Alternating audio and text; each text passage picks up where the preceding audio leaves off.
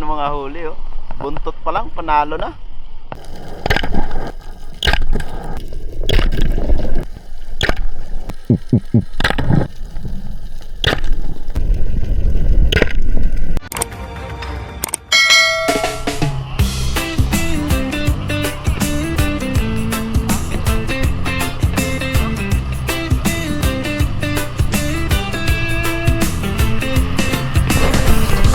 Lumulubog na ang araw, bitbit ang pana,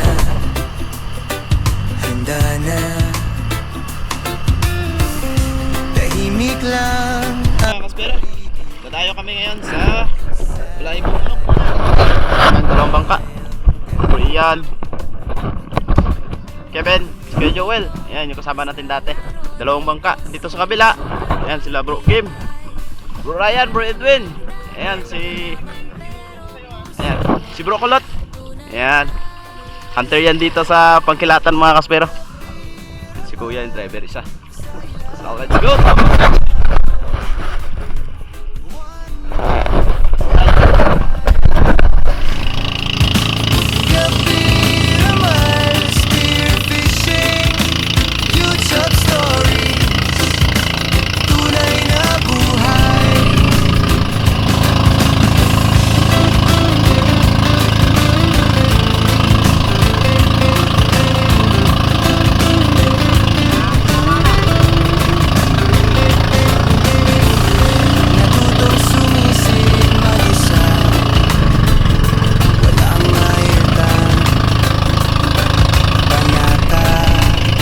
Pagdating na dito sa spot mga kaspero, warm up dive tayo.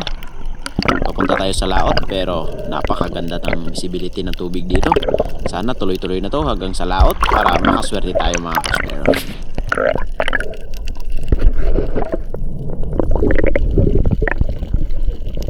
Napansin ko na napakaraming ladyfish or kung tawagin dito sa Batangas tamber.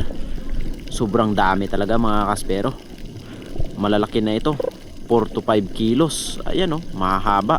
At hindi lang ito mga kaspero, meron pang mga kasamang mga barakuda, grupo ng barakuda mga kaspero. Napakarami, ayan Alam nyo ba yung sinisisid kong ito halos nasa 3 meters lang, 4 meters mga kaspero, pero nandito na yung mga isda. Kaya ibig sabihin maraming mga pelagic sa lugar na ito. Kaya abang-abang lang tayo mga kaspero kung ano yung madadali natin ngayong araw.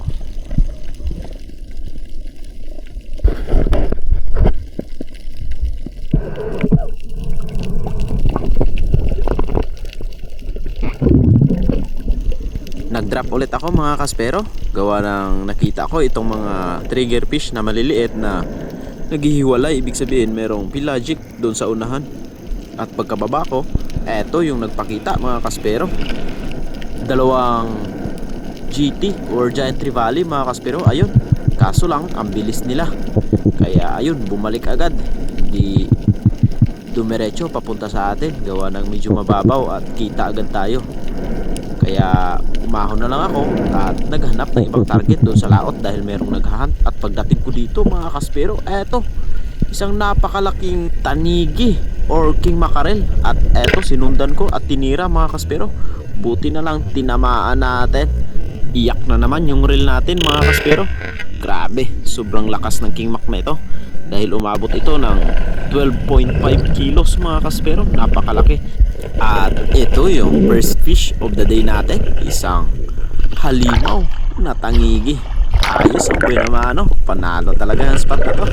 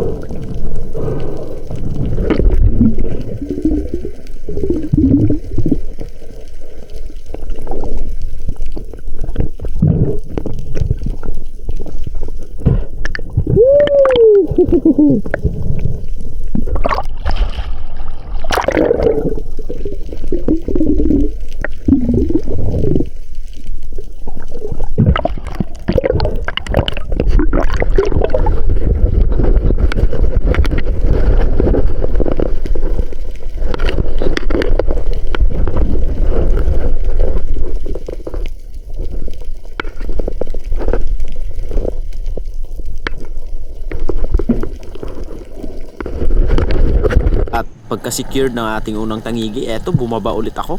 Meron na namang isang tangigi sa taas at tinira ko. Ang galing ko talagang tumira mga kaspero. Saktong sakto. Hindi tinamaan. Ayan oh. Kaya ayun, balik yung shop sa baba. Sayang. Pangalawang King Mac na sana yun, pero okay lang. At least hindi naman natamaan. Nita please, hindi tinamaan mga kaspero. Kaya eto, bawi na lang tayo. Nag-ambush tayo dito sa 17 meters dito sa buhanginan. At meron tayong napansin na isang giant trevally.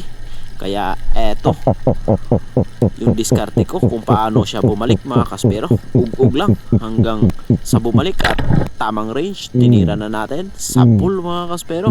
Pangalawang isda natin, isang malaking trevally na umabot ng 7.1 kilos. Alright, pangalawang isda, mama ulit mga kaspero.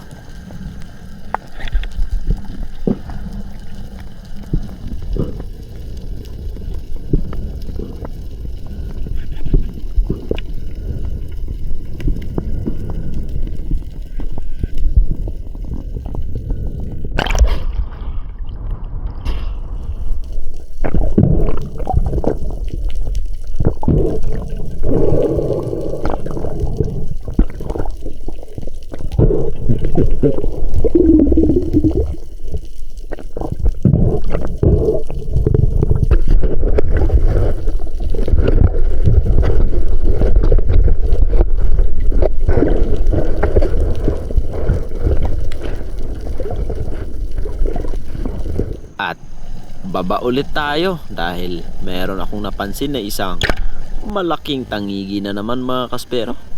Eto sa pool, medyo napababa yung pagkatira natin. Kaya hinayaan na lang natin na lumarga yung reel natin para hindi makawala or mabitas mga kaspero. Ayan o, iyak na naman yung reel. Pangalawang King Mac.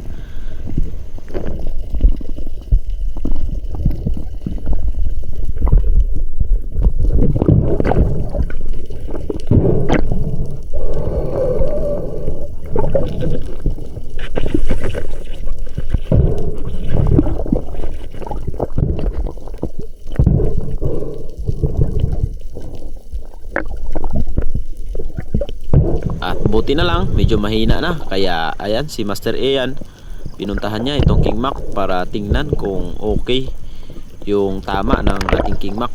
At ayun, medyo mahina naman. Kaya nakuha natin ito. Ito yung pangatlong isda natin sa araw na ito. Isang malaking tangigi na umabot ng 7 kilos mga kaspero. Panalo.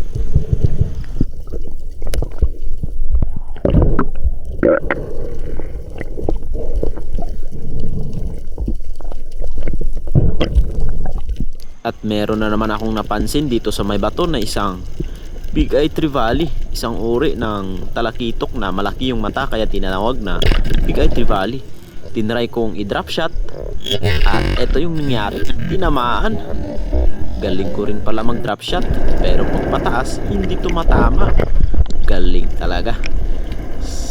Sulit ang ating dive dahil malalaking isda yung nahuhuli natin sa lugar na ito.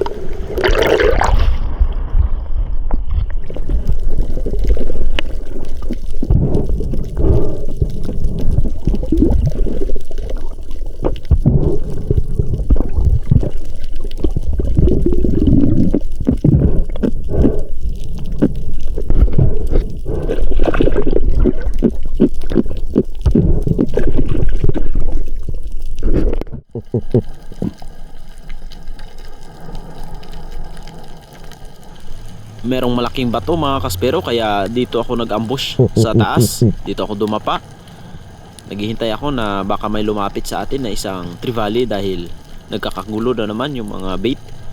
At tamang hintay lang na may dumating. Ngunit wala. Pero may napansin ako dito sa likod ko na isang surgeon or mas kilala sa amin na palid. Kaya tinira na natin ito mga kaspero para dagdag sa mga huli natin. Ayun, sa pool. Bali, ito yung pang-apat pang-limang isda natin mga kaspero. Pero si Master Kevin nakapana rin ng malaking tangigi na umabot ng 8.5 kilos.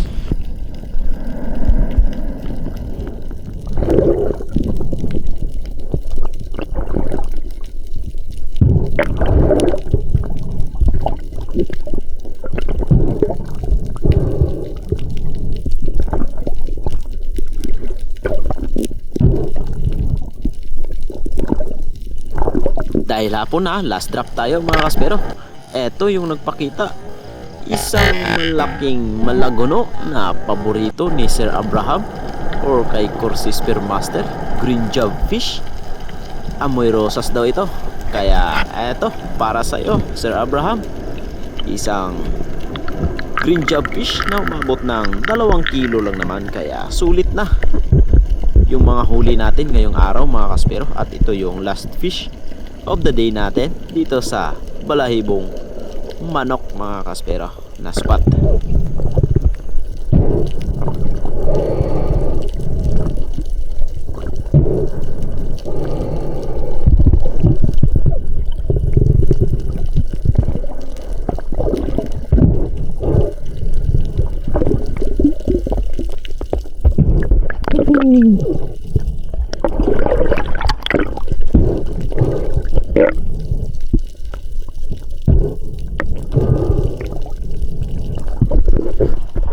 Alright, bawi na kami.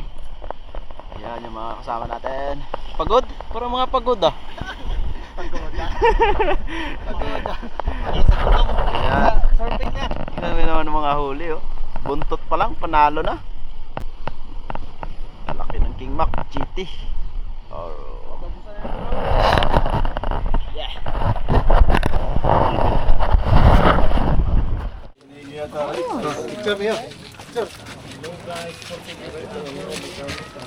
Yeah.